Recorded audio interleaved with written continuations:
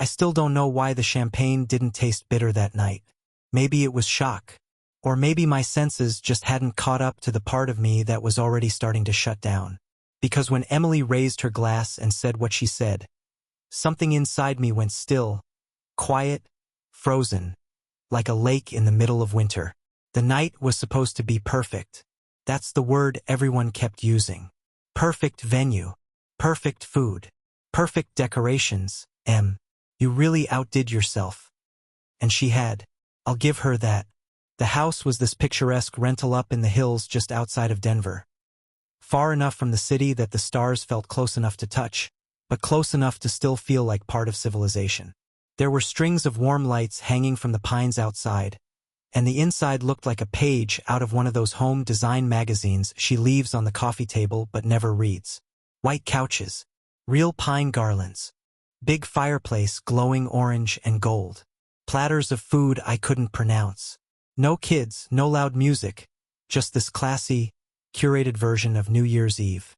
It was her kind of party, her kind of people. I knew maybe 4 or 5 of them. The rest were from her office. I kept forgetting names the moment I heard them. Zach from accounting, maybe? Leah from marketing. Everyone seemed to know each other. There were work jokes flying over my head, and that weird kind of energy you only see when coworkers drink around each other, half friendly, half competitive. Emily floated through all of it like she belonged in every room at once. Laughing, twirling, brushing past people with a light touch on the shoulder or an inside joke. She wore this deep green dress. Low in the back, subtle shimmer. Not something I'd seen before. Her hair was pinned up, soft curls falling just enough to make it look effortless. She looked stunning, like a woman in a commercial for perfume, or maybe a holiday movie. I was the one holding her purse when she got too excited retelling a story. The one taking her coat to the rack. The one people assumed was either the photographer or someone's cousin from out of town. I didn't mind at first. I've always been quieter. She's the social one. The planner. That's how we've always been. Or maybe how I thought we were. Around 11:40, people started gathering in the main room. Someone opened a few more bottles of champagne. We'd run out of flutes, so people were using mismatched wine glasses and a couple of mugs. It was cozy, candid, a little messy. There were a few countdowns playing on TVs in the background, muted. Some light jazz was playing on the speakers. Everyone was smiling like they wanted the new year to mean something. Emily called for attention. She tapped a spoon on her glass and climbed onto one of the chairs. Just like that, no warning, no hesitation. And everyone turned to her, like they always did. Okay, she said, beaming. Before the countdown, I just want to say something. She paused for dramatic effect. The room quieted down. Some people raised their phones, half joking like they were recording something historic. And Emily smiled like she was used to being recorded. This year was chaotic, to say the least, she began. We've all been through a lot. Burnout, big transitions, personal stuff. But also some amazing things. Some surprises. She turned slightly. Not toward me, but somewhere past me, maybe 2 people over. I didn't catch it at the time. I just want to say thank you, she went on, to all of you who've been part of this chapter, for making the hard days easier and the good days better. And to Alex. She paused again. My stomach dropped a little, but I didn't know why. The name was familiar. One of her coworkers, maybe. She'd mentioned him here and there. I never paid much attention. Stupid, I guess. For showing me what it means to be truly needed. There it was. Just like that. My first thought wasn't even suspicion. It was confusion. My brain couldn't catch up to my ears. I looked around the room, trying to see if anyone else thought it was weird. A few people were smiling awkwardly. Someone let out a small cough laugh. One of the women glanced toward me and quickly looked away. Emily raised her glass again, like she hadn't just said something that felt like a punch to the gut. Don't worry, she added quickly, looking toward me with a wink. Inside joke from work. Right, David? I smiled. That's what you do, right? You smile. You go along with it. Because if you say something now, you're the one ruining the night. You're the one making it weird. So I raised my glass too. To Alex, someone muttered under their breath. Someone else giggled. To the new year, Emily said louder, and the room erupted in cheers and clinking glasses. Fireworks boomed outside. Champagne splashed. People kissed. I didn't kiss her. She didn't even look at me again after the toast. She turned to hug someone from HR instead, laughing at something I didn't hear. I stood there holding a half-empty glass and wondering why my hands suddenly felt cold. The rest of the night passed in a blur. People danced. Someone played Auld Lang Syne on a Bluetooth speaker. A few people slipped away to smoke outside. Emily kept flitting around the room like she didn't have a care in the world. I tried to find her eyes a couple of times, but she was always already looking elsewhere. Talking to someone, laughing too loudly, leaning in too close. I kept playing back what she'd said. The way she'd said his name. Like it meant more than just a name. Like there was a weight to it. A smile behind it. Not the kind of smile you give a colleague. I started noticing things I hadn't before. The way she touched his arm when she passed by. The way he looked at her when she wasn't looking. The way neither of them came near me the rest of the night. Around 1:30 a.m., people began calling rideshares or piling into cars. I stood near the fireplace, watching the embers burn down into soft gray. Someone offered me a leftover brownie. I declined. Emily came over once, kissed me on the cheek, and whispered, "You okay?" I nodded. "You've been quiet," she said, almost teasing. "It's late," I replied. She nodded, smiled, and went to find someone who needed help looking for their scarf. And just like that, the night ended. We got in the car. We drove back to the hotel. She talked about how well everything went, how proud she was of how it turned out, how she might do another one next year. I said almost nothing. I stared out the window, watching snow collect on the shoulders of the highway. And in my head, her words kept looping over and over. "Thank you, Alex, for showing me what it means to be truly needed." Needed. I didn't sleep that night. She curled up beside me in the hotel bed like nothing was wrong. Like I was still her safe place. Like I wasn't slowly being replaced by someone whose name I hadn't even known to be afraid of. And in the dark, lying next to her, I started to feel something I hadn't felt in a long time. Alone. It's strange how quickly something small can start to unravel everything. You spend years convincing yourself that your relationship is fine, that you're just tired, that she's just busy, that life is just like this sometimes. You hold your breath through the weird moments and tell yourself not to overthink. But then one offhand sentence, like someone else's name in your wife's New Year's toast, cracks the surface. And once the cracks show, it's impossible to stop staring.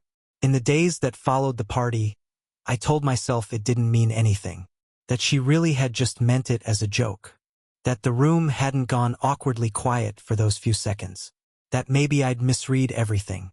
But once that seed was planted, it bloomed fast. I kept thinking back, rewinding through the past 6 months. And the more I looked, the more I saw.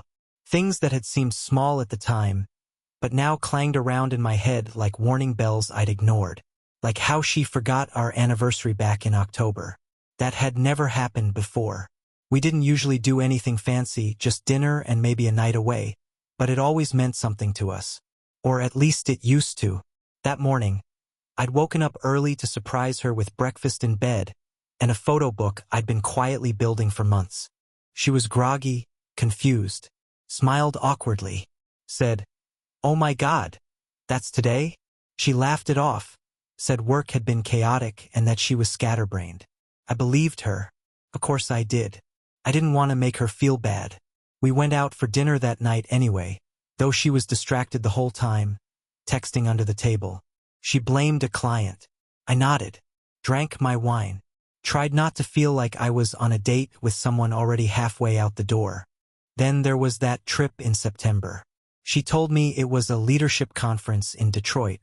3 nights. Said she'd be too busy for calls, but would text when she could. I didn't push, I trusted her. But 2 days into the trip, I got a hotel receipt emailed to our shared account by mistake. Breakfast for 2. Room service. Belgian waffles, mimosas. I remember staring at the screen like it was in another language. I almost convinced myself it was a clerical error. Maybe she had breakfast with a coworker, I told myself. Maybe they just bundled the bill. I didn't bring it up when she got back. She was tired, jet-lagged, in a rush to unpack and head to a friend's birthday. But now I wonder what name she said at the front desk. In November, she started going to the gym again. Not just casually, but obsessively. Every morning at 6, like clockwork. That part wasn't strange. What was strange was how she always came home in full makeup. Not a hint of sweat. Hair somehow better than when she left. And she'd smell like a department store, floral, sharp, expensive. Not the scent I knew. Not hers. She'd pass me in the hallway, peck me on the cheek, and go straight to the shower. I used to ask how the gym was. She always said the same thing, good, trying to feel more like myself again. I respected that. Who doesn't want their partner to take care of themselves? But at some point, it stopped feeling like she was coming home from the gym, and more like she was returning from somewhere I wasn't invited. Then there was her phone. That one was gradual, slower. She used to leave it everywhere. On the couch, on the kitchen counter, unlocked and half open with some podcast playing in the background. If it buzzed, she wouldn't even look at it right away. But somewhere along the way that changed. Now it was always in her pocket, or face down, or with the sound off. She'd get a text, glance at it, and tilt the screen away. If I asked who it was, she'd shrug. Just work stuff. Even the tone of her voice changed when she said that, like she was tired of having to explain. Like I was being nosy just for wondering who was blowing up her phone at 11 p.m. On a Sunday, she started guarding her time too. Not in an aggressive way, more like slow erosion. She used to tell me everything. Her schedule, her meetings, the annoying thing her coworker said during lunch. Now, if I asked how her day was, I'd get one-word answers, fine, busy, nothing exciting. Sometimes she'd say, can we not do this right now? Like my asking had become exhausting. There was a silence between us I couldn't name. Not angry silence. Not even cold. Just distant. Like trying to talk to someone on the other side of a glass wall. You can see their mouth move, but you can't make out the words. And after a while, you stop trying. We stopped going to bed at the same time. She said she liked to stay up reading. I'd fall asleep alone most nights. And when I'd wake up, she'd already be gone. Sometimes she'd leave notes. Early meeting, love you. Or, don't forget the dry cleaning. Like we were roommates managing a shared calendar. She still smiled at me, still laughed sometimes. But it always felt like a performance. Like she was doing the version of herself I remembered. A highlight reel. The laughter was the hardest part. She used to laugh with me about everything. Dumb movies, inside jokes, bad impressions, late-night memories. Now when I did something funny, she'd give me a half smile and a "you're ridiculous," and go back to scrolling. But then I'd hear her laugh with her phone. Full belly laughs. While texting someone back. Or during quick FaceTime calls that ended the second I walked into the room. And every time I heard that laugh, it felt like it belonged to someone else now. One night in early January, I found myself standing in front of the hallway mirror. Just standing there. I didn't recognize the guy staring back. Same face. Same eyes. But tired. Hollow. Like someone who was still waiting for permission to admit that something was wrong. I hadn't said anything out loud yet. Not to her. Not to friends. Not even to myself, really. Because as long as you don't name it, it's not real, right? But the signs weren't whispers anymore. They were stacking up like bricks. Her forgetting our anniversary. That conference in Detroit. The breakfast for two. The gym sessions in perfume. The constant texting. The shift in tone. The private smiles. The cold walls. The vanishing laughter. It wasn't one big moment. It was 100 little ones. And the scariest part? I hadn't confronted her because I didn't want to hear the answer. I didn't want to confirm what I already knew. Because the second she said it out loud, if she ever did, I'd have to stop pretending. I'd have to stop hoping that maybe it was still fixable. That maybe this was just a rough patch, a weird phase, a post-pandemic burnout, or something equally temporary. But deep down, I already knew. I wasn't her person anymore. I was the placeholder, the filler, the background noise in a life she no longer pictured me in. And for the first time, I realized I was starting to make peace with the idea of her leaving. Not because I wanted her to, but because it already felt like she had. There's a certain kind of silence that doesn't just fill a room, it burrows into your bones. That was what our house had become. Not quiet in the peaceful, cozy sense. Not the kind of silence you get when two people are content. No, this was the kind of silence where every sound felt intrusive. Every creak of the floor, every breath at night, every rustle of sheets was a reminder that something was wrong, and neither of us was brave enough to say it. But eventually you don't get to avoid the truth. Comes for you, sometimes in whispers, sometimes in the form of a careless mistake. For me, it started with a video. Emily's brother Liam isn't exactly tech-savvy. We'd always gotten along in that easy, casual way in-laws do when neither party tries too hard. He had posted a short story on his private social feed, one of those quick montages people make from party clips and photos, set to upbeat music. He meant to share it with a few coworkers who had been there. He didn't mean to forward it to me, but he did. "Thought you might want to see this," the message said. No context, just a link. I clicked without thinking. First, it looked like nothing special. A few shots of people laughing by a lake, holding drinks, tossing bean bags at cornhole boards.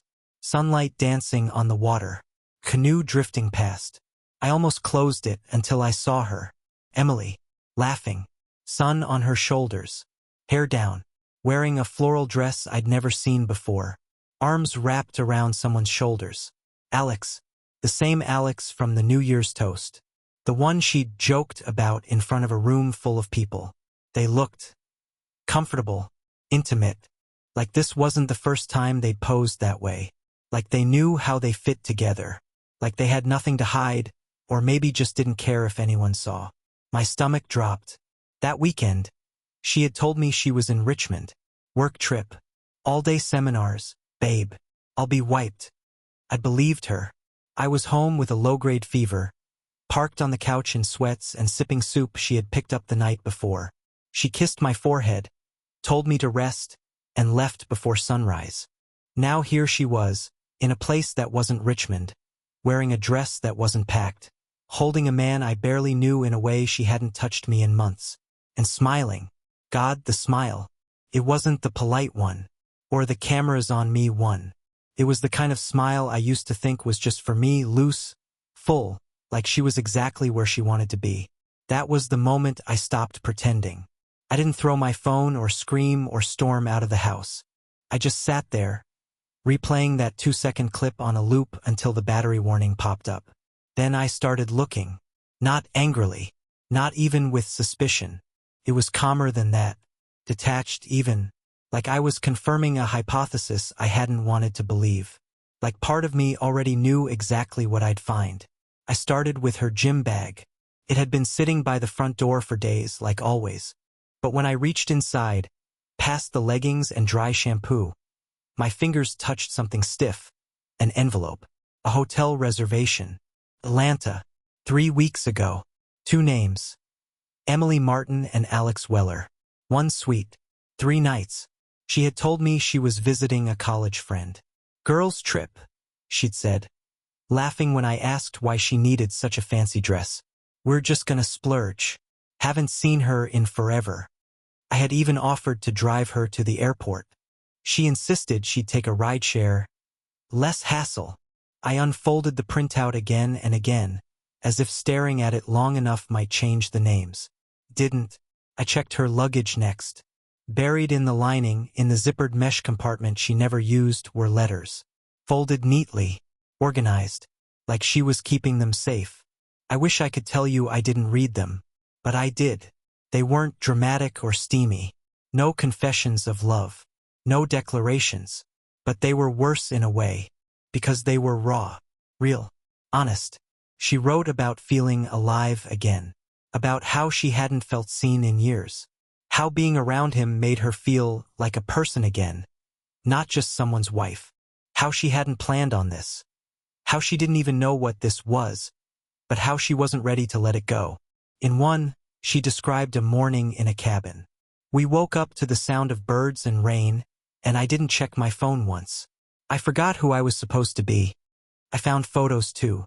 Not scandalous, nothing you'd see on some revenge site. Just snapshots of two people in quiet places. A coffee shop with their cups side by side.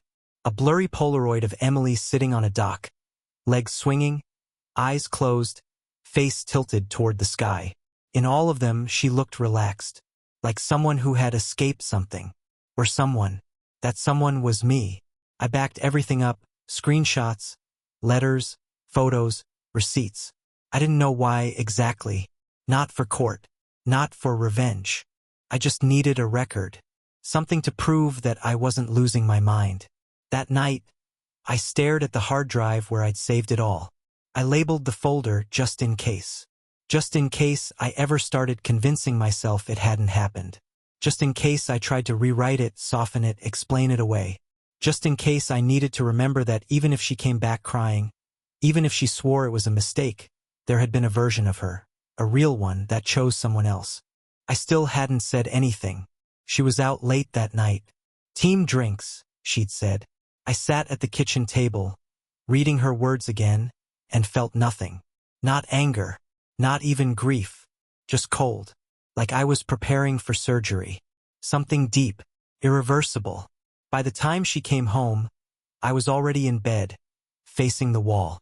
She slipped in quietly, the smell of wine and expensive soap trailing behind her. She didn't try to touch me. Maybe she already knew. The next morning, she made coffee like always. Hummed a little. Read her emails. Like the ground beneath us hadn't shifted forever. I studied her face. And it hit me. She wasn't sorry. Because she didn't know I knew. Because in her mind, this was still a secret. And I realized something terrifying in its simplicity. I didn't know who she was anymore. And maybe I never had. The morning everything ended didn't feel dramatic. There was no storm outside. No slammed doors. No shouting match that finally forced the truth into the open. Just gray light filtering through the blinds and the low hum of the heater struggling against the winter cold. I woke up before my alarm. Emily was still asleep beside me, turned slightly away, her breathing slow and even. For a moment, just a moment, I watched her the way I used to. The familiar curve of her shoulder. The rhythm of her breath. The woman I'd built my life around. And then my mind caught up. The lake. The letters. The hotel suite in Atlanta. Her handwriting talking about feeling alive. Whatever warmth had once lived in that bed was gone. I got up quietly and went to the kitchen. The house felt different now. Not hostile, just emptied. Like a place where something important had already happened, even if no one else knew it yet. I poured myself coffee and sat at the table, staring at the wall, not really thinking. I wasn't trying to plan revenge or rehearse a confrontation. I wasn't even angry. I was done. That realization landed without fireworks. No rush of adrenaline. Just certainty. Calm, heavy, irreversible certainty. I opened my laptop. One by one, I gathered everything. The screenshots from her phone backups. The forwarded video. The hotel confirmations. The scanned letters. The receipts. I saved copies in 2 places, then a third, an external hard drive I hadn't used in years. I labeled the folder exactly what it was. Just in case. Not for leverage. Not to destroy her. But for myself. Because I knew how my mind worked. I knew there would come a moment, weeks or months from now, when I'd start questioning myself. When I'd remember the good years and wonder if I'd imagined the rest. If I'd overreacted. If I'd thrown something away too quickly. This was insurance against forgetting the truth. After that, everything became mechanical. I logged into our joint accounts and changed the passwords. Not out of spite, out of necessity. I removed her access. I separated what could be separated. I transferred exactly half of what was fair into a new account under her name. No more, no less. I wasn't interested in punishing her financially. I just wanted clean lines. I removed her from the family phone plan. Changed the Wi-Fi password. Updated the lock's digital codes. Each step felt strangely grounding, like rebuilding something brick by brick after a fire. She woke up around 8. I heard her moving upstairs. Shower running, drawers opening, the soft clatter of hangers. Normal sounds from a normal morning. She came downstairs in a sweater I'd given her 2 winters ago and smiled when she saw me. "Morning," she said, yawning. "You're up early." I nodded, took another sip of coffee. She noticed the laptop, the hard drive, the neat stack of papers beside me. "What's going on?" she asked lightly, but there was a flicker in her eyes, something alert. I stood up and handed her the box I'd prepared while she slept. Inside were the printouts, the letters, the screenshots, the video stills. I didn't say a word. She opened it slowly. I watched her face change, confusion first, then recognition, then fear. Real fear, not guilt, not shame. Fear of being seen. "David," she started, her voice unsteady. "I can explain." I shook my head. "No," I said quietly. My voice surprised me. It was steady, almost gentle. "You don't need to." She looked at me like she didn't recognize me anymore. How long have you known?" she asked. "Long enough," I replied. She reached for me instinctively like muscle memory took over. I stepped back. "I'm not doing this," I said. "Not the arguing.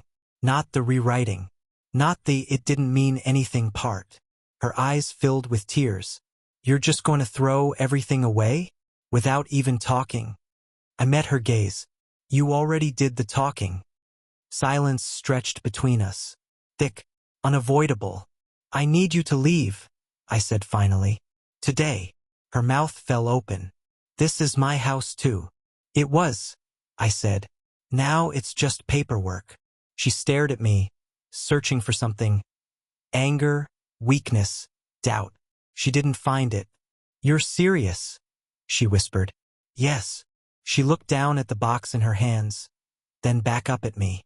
"Where am I supposed to go?" I shrugged. Not cruelly, just honestly. "I'm sure Alex can help." That was the first time her composure cracked completely. She tried to argue, to cry, to bargain. She said words like mistake and confused and we can fix this.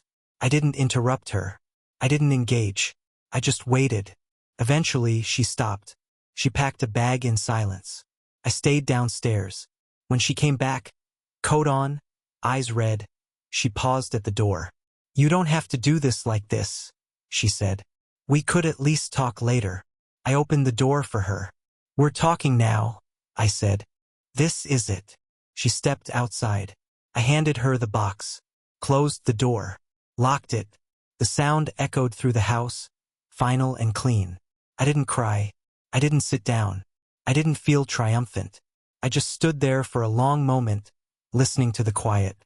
Then I grabbed my overnight bag and left. I drove to a friend's place across town. He didn't ask many questions. Just opened the door, nodded, and handed me a beer I didn't drink. That night, lying on a fold-out couch in a room that smelled faintly of laundry detergent and old books, I stared at the ceiling and felt something unfamiliar. Not loss. Relief. For the first time in months, maybe years, I wasn't guessing anymore. I wasn't waiting for the next strange moment. I wasn't pretending not to see what was right in front of me. I hadn't lost. I'd chosen. And that made all the difference.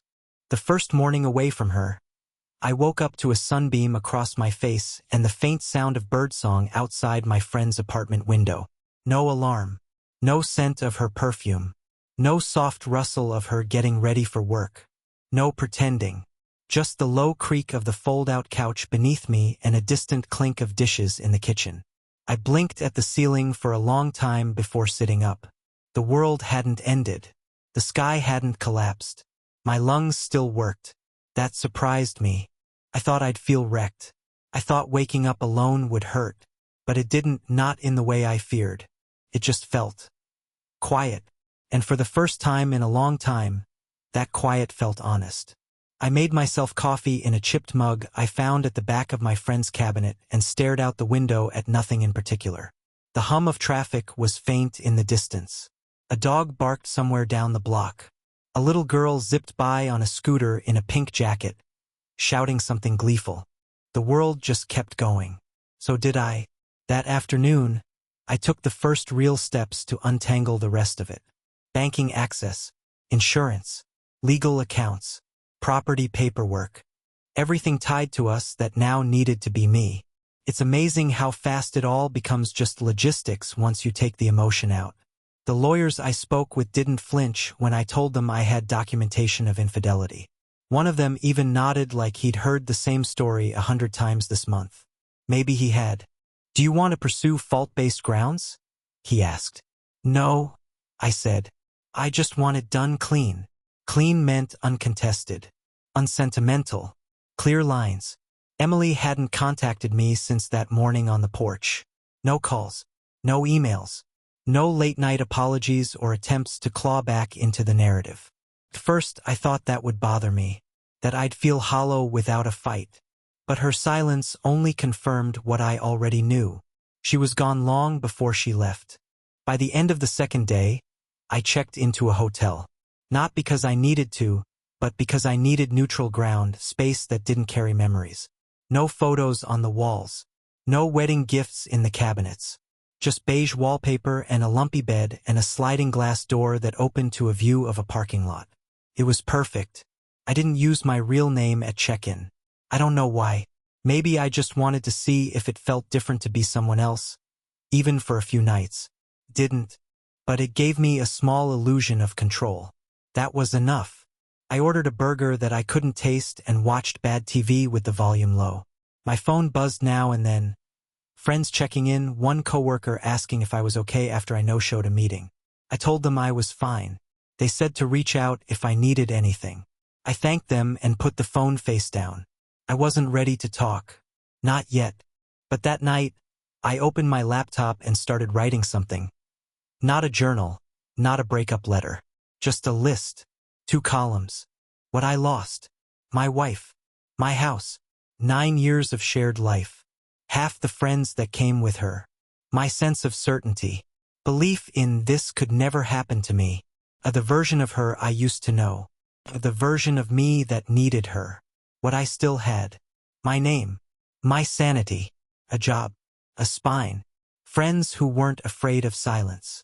Proof. Time. I stared at the second list for a long while. It was shorter, yes, but heavier somehow. I added one more line.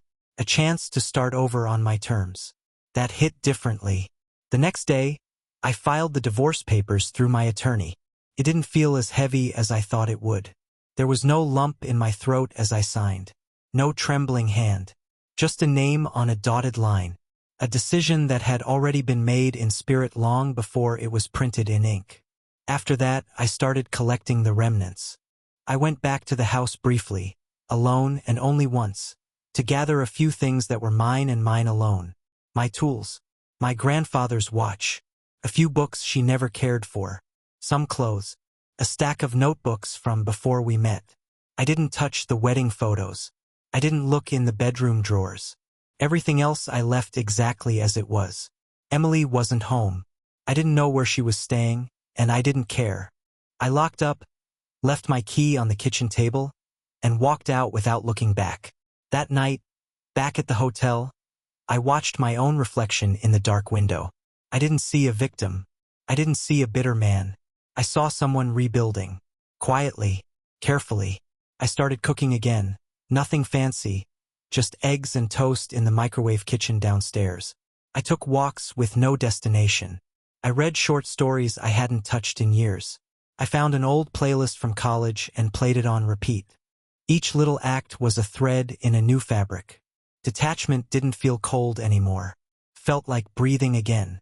Felt like clarity. And for the first time in a very long time, I didn't feel small. I felt like a person again. Not someone's husband. Not someone's plan B. Just me. By the third day, the messages started flooding in. Texts from Emily, shifting tones like waves. Confusion, regret, desperation.